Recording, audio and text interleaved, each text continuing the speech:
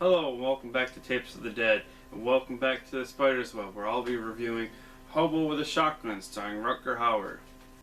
So before I even start talking about this movie, if you haven't seen this film and you're looking for a wild, different, fun time, stop this video, go rent or buy this movie and watch it, and then come back and see what I have to say. So the film opens up with the hobo riding a train, and then we get the title music and the title cards that gave me a very heavy Quentin Tarantino vibe between the lettering and like the soundtrack.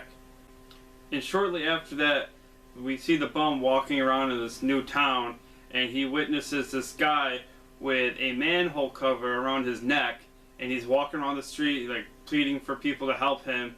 And shortly after, we are introduced to Drake and his two sons, who are the people who are chasing him down.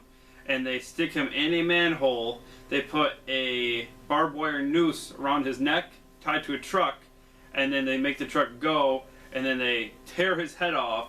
And there is a woman in a bikini in a white fur coat who runs up with Dutch angles and everything, and she showers in his blood. And this is within the first 5 to 10 minutes.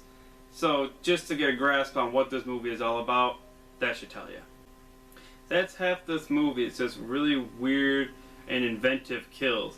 Like shortly after this, we go into Drake's arcade, and we see a bunch of punks, all fucking hopped up on cocaine and shit, and they're holding this old guy's head down by this track, and two bumper cars come in and just smash it.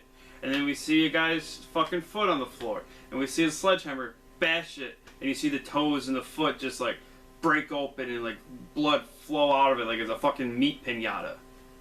And while we're in Drake's arcade, we see Drake's one son come in, break a guy's arm, and then stick his head in a mountain of fucking cocaine. And then he talks to some girl, and he's like trying to kidnap her essentially.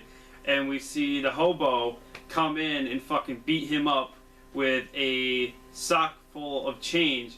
And he then tries to take him to the police station. And then we find out that the officer's in on it. And so essentially everyone there is a corrupt piece of shit. So at the core of this film, it's about this hobo who's just fed up with everyone, all the street trash, all the crime, and all the filth and scum that he has to fucking deal with, and he wants to put an end to it. And he originally wants to save up to buy a lawnmower. We find out as he talks to this prostitute that he saved, he wants to buy a lawnmower. He wants to start his own, lawn care business. And they talk about it, some weird scenes where he rambles on about bears. He's wearing a fucking bear sweatshirt, and that he wants to do all this random shit. But soon after that, he goes to a pawn shop, the same pawn shop that earlier on he sees the lawnmower for $50 that, he wants to try and save up for. And he goes in there to try and buy it after eating some glass from a bum fights guy. The guy's waving money in his face like, eat the glass. And then now put the money in your mouth or pick it up with your bloody mouth, shit like that. He goes to the pawn shop, and he tries to buy the lawnmower, but then 3 masked people come in trying to stick it up, and the one guy takes a pregnant woman hostage. He's like, oh, I'll blow her fucking brains out, hurry up with the money.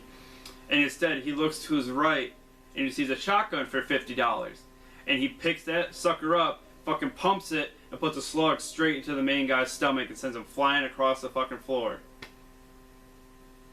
And then that's the beginning of his rampage. Now all he wants to do is kill everyone. Shortly after this, we get a montage of him just walking around, killing all the bad people that he saw thus far, while saying crazy one-liners. One of my favorite being, jerk off this, you child molesting shit licker.